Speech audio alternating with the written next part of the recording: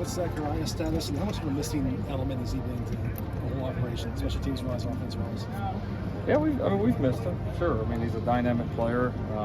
Obviously, like you said, special teams-wise and offensively, getting better. Not a full participant yet, so we'll see how it evolves throughout the week. But he's definitely improved. I think we'll get him back sooner rather than later. We don't think it's long term, but we also got to be smart. We got a long stretch of football ahead of us, and so we're trying to obviously excited to get him back when the time is, but we've got to be smart about when that time is. You were talking the other week about kind of lack of continuity from the cornerbacks, just in terms of guys being available. Obviously, Damani was out last week.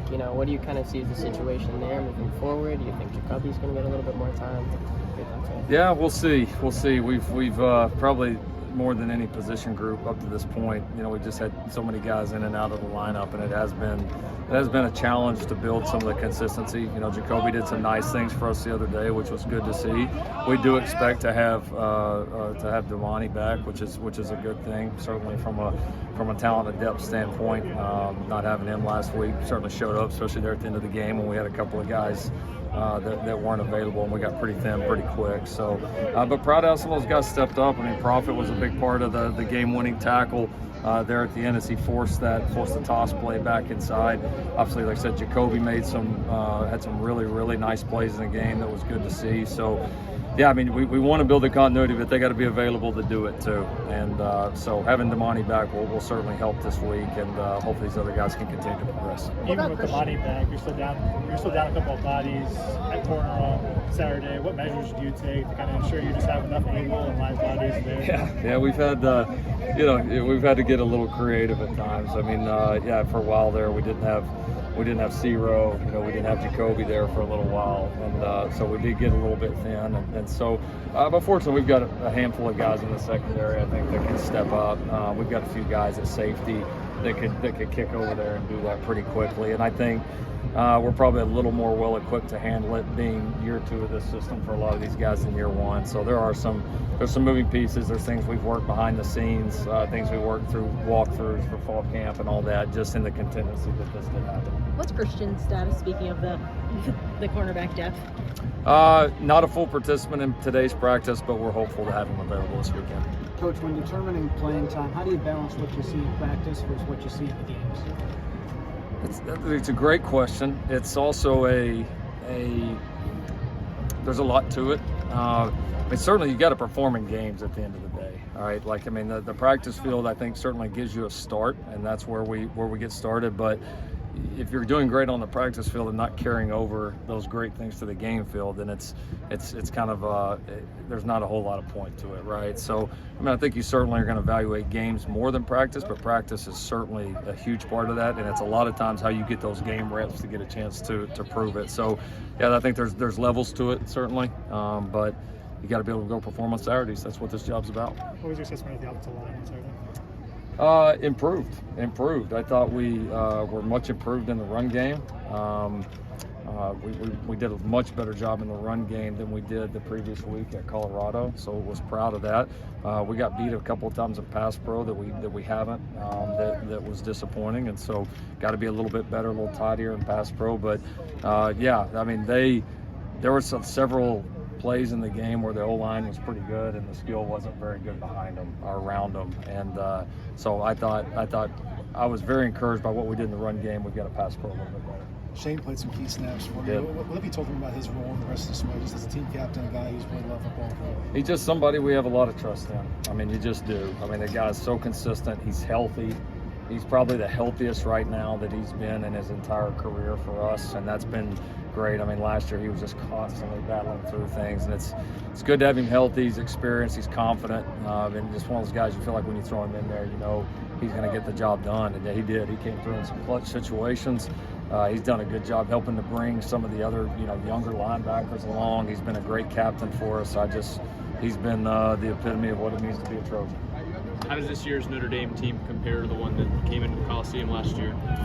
I don't like comparisons. I understand the question. This is a good football team, though.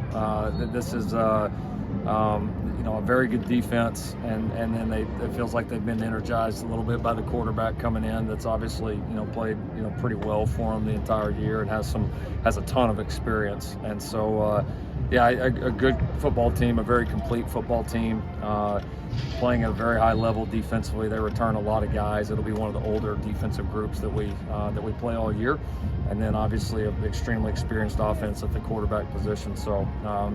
It's a very good, impressive football team. Lincoln, we heard Caleb kind of jump in on Saturday after the game, just talking about, we don't win that game without the defense. You made that same point, Bryson a couple weeks ago talking about just, again, the job that Alex was doing. Do you feel like there are things, publicly that people aren't quite understanding or seeing with kind of the improvement of this defense? Is there something as far as the perception that you think people aren't seeing? How long do you got? I mean, again, you get to that point and in games like that, and somebody's got to make the play to turn it around. And the reality is, in regulation, look, here's the deal. We kicked that field goal and went in regulation. We're all talking about how the defense gave up only 11 points the rest of the day, and they started the entire run that got us back on the same page. But it's one field goal that we don't make, that the defense has no control over, and then all everybody wants to do is just look at the final score and say, oh well, this and that, and it just doesn't tell the entire story. And so Caleb was exactly right.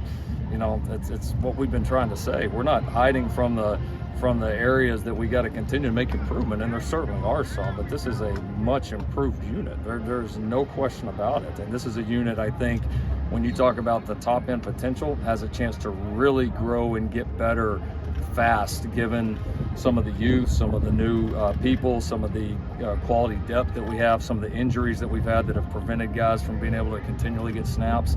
But there's a lot of good things happening on this defense, man. Like, you don't sit there and do what we're doing in TFLs, do what we're doing in sacks. Like, there's so many great things. But here's the deal. Everybody in the media had their mind made up, all right? Now, I won't generalize. A lot of people in the media had their mind made up that the first second there was any adversity this year, oh my God, should have done this, and they should have made this change, and blah, blah, blah. And it's not true. Like, listen, you're going to go through the whole year. You're going to have a tough game. Like, you're going to have a tough quarter. Do you respond? Right? Do you show continued growth? And that's going to continue to be written throughout the entire year. But there's a lot of great things happening here, and we'll own the things that need to get better, but people need to make sure they're seeing the other side of it as well. And that's what we've been trying to say for a long time. And I think both myself and Caleb and some of our other players, I think we're venting a little bit of frustration with that, to be completely honest. So I like the job we're doing there. I think we're set up to play really well the second half of the season, and I can promise you, inside these walls, there is no expectation other than to play high level here in the second half of this year. Do one more? Y'all didn't think you were getting all that, did you? Coach, what was your evaluation of the wide receivers last week? You mentioned the line you thought played well, but the receivers left a little bit to be desired. Were you surprised they had some trouble with the Arizona man coverage? Yeah, it wasn't necessarily the man coverage. We just we made some plays, but we were inconsistent in terms of where we need to be, and we were just a little bit of tick off. And when you do that, and somebody's expecting you to be in a certain spot and you're not there, I mean, the game is so precise, right, when you're playing it at a high level, and our precision was not very good, and so I think that was the biggest disappointment leaving it, and a lot of it were very kind of base day one things for us. So we certainly got to get our precision back and play at a high level. We made some big plays when we needed it, but we absolutely expect more of that. Thank you, Coach. All right, thanks everybody. Thanks, Nick.